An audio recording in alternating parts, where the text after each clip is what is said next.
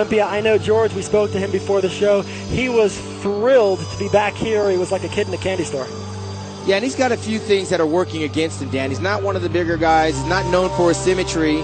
But you know what? When he hits the poses, he hits them properly. And he's able to hold his own against some of the other guys that don't know how to hit those poses properly.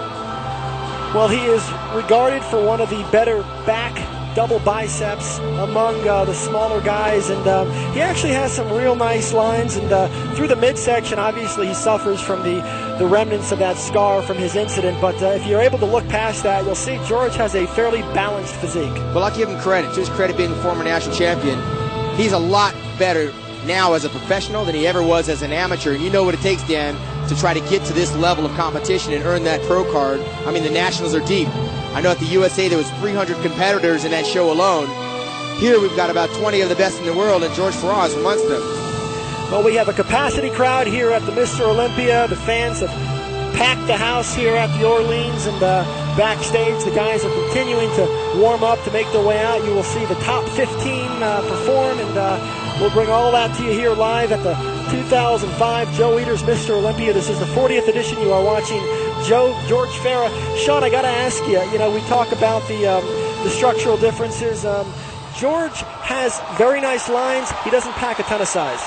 No, but he's here, and that's the most important. There's a lot of bodybuilders out there at home watching George Farrar on television right now, wishing they could trade places.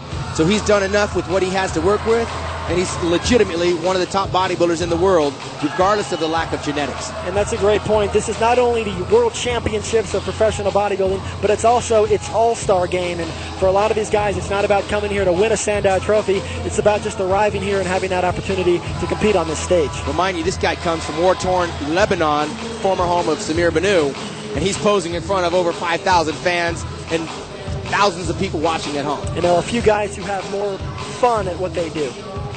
George Farrar. The pride and joy of Lebanon, now living in Rochester, New York, George Farrar. Our next competitor is making his 6th Mr. Olympia appearance. He has been in the top 10 in the last 4 years here. He was 4th 2 years ago, and he qualified here tonight by placing 2nd at the Charlotte Pro earlier this month. Ladies and gentlemen, from Germany, Dennis James.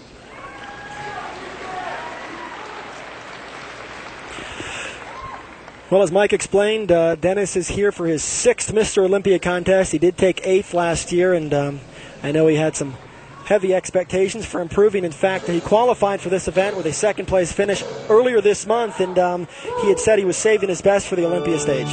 Well, this guy's well-traveled. He's not only from Germany, he spent a good stretch of his life over in Thailand. He's now working with All Stars Nutrition out of